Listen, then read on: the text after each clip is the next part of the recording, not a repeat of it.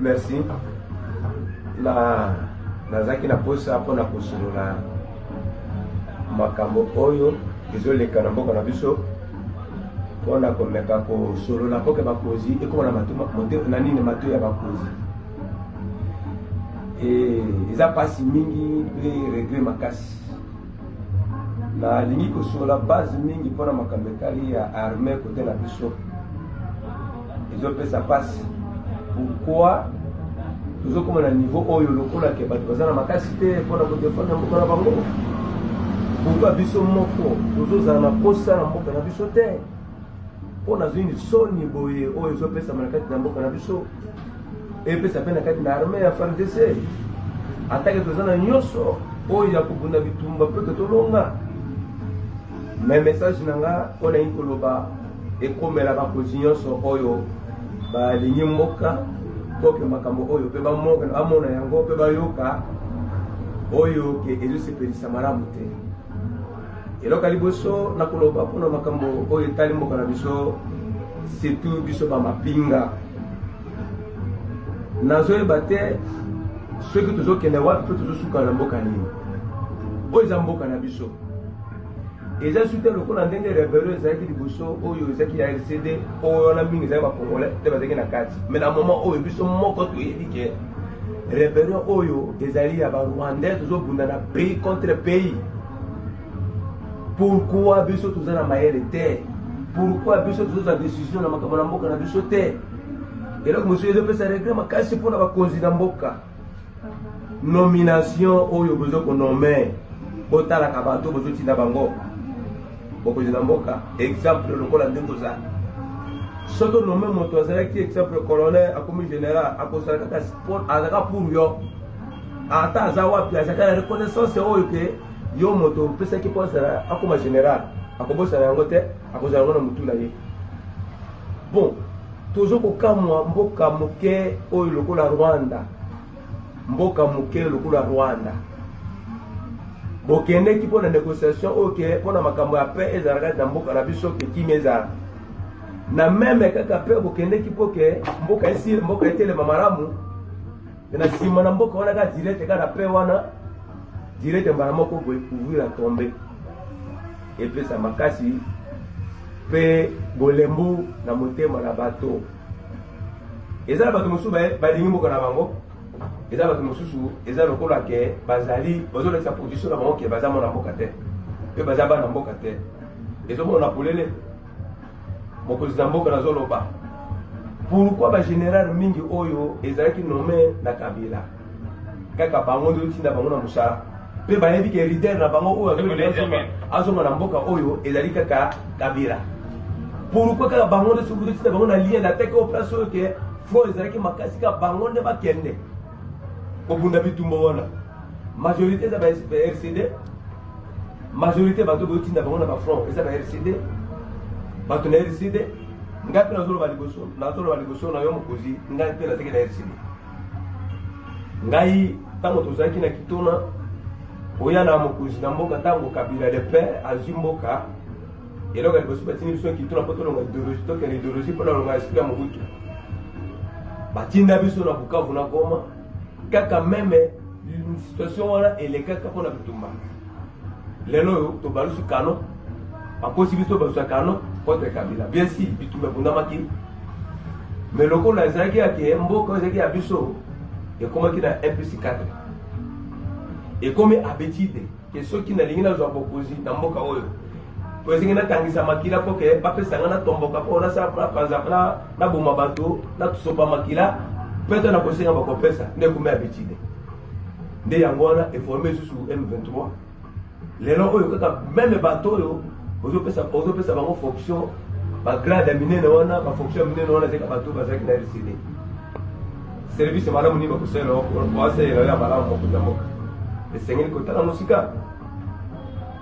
Ngai nalobaki makambo ya Général TV wana ye aza moto na RCD 10 asali ba audio na ye banini bavideo na ye lokola ke alingi mboka mpe azosulula ke ozoyeba te ke trop c'est trop Rwanda ndenge azoseka na bato trop c'est trop foto buna Rwanda nzoka nde azofrate azoseka président signé na kati na Uvira lelo Uvira eza tombé mais bana mboka basignaki po ke mboka ekweya te babundi basali makambo nyonso kabla zwi mboka ntina je po kaka basala nini mboka na ekweya mais kaka bato oyo baza bapour kabela bapire kabela bame droite na ye nde otindi bango su kuna po bakomande opération ebongaki ndenge nini ekobeba ti ozala bato oyo nomaki bango bagénéral mokonzi oyo ke bakozala confiance na oke no yono nomaki bango bagénéral bakosala mosala malamu pourquoi bozongisaka bato oyo ya RCD oyo bazalaki na RCD yango ke forme kaka lisusu. Condamnons et rejetons ensuite toute personne, organisation ou État qui tient à instrumentaliser notre tribu pour des fins personnelles et inavouées. La communauté Banyamulenge n'a jamais imaginé l'option d'une quelconque rébellion pour faire valoir ses revendications à sa sécurité, par ailleurs légitime, moins encore demander à un État étranger pour venir la sauver par la guerre, qui la rend encore plus exposée qu'avant contre les autres compatriotes de son pays pour exacerber davantage les discours de haine basés sur le faciès dont ils sont victimes depuis plus de 40 ans. Ils ont toujours utilisé les voies de plaidoyer auprès des autorités nationales comme droit d'exiger à plusieurs reprises l'arrêt des hostilités, des atrocités leur infligées. À cet effet, nous saluons les discours du chef de l'État qui, à plusieurs reprises, a clairement dénoncé les discriminations dont nous sommes victimes et exigeons que les services de sécurité suivent ce mot d'ordre. Tenons avec beaucoup d'intérêt à la cohabitation pacifique entre notre tribu et nos voisins et qui s'éloigne chaque fois quand il y a une guerre menée à notre nom. Demandons à notre gouvernement de combattre les discours de haine et de veiller à la cohésion nationale, seul gage d'une stabilité pérenne en RDC. Exhortons la population congolaise à ne pas céder à la manipulation et à l'intoxication des extrémistes tous bords. Réaffirmons notre indéfectible attachement aux institutions légalement établies en RDC. Notre soutien aux institutions n'est pas un vœu pieux, car beaucoup de nos jeunes sont engagés à défendre notre patrie, la République démocratique du Congo, aux côtés de leurs compagnons d'armes au sein des FARDC, et meurent tous les jours au front en train de combattre les ennemis de la République.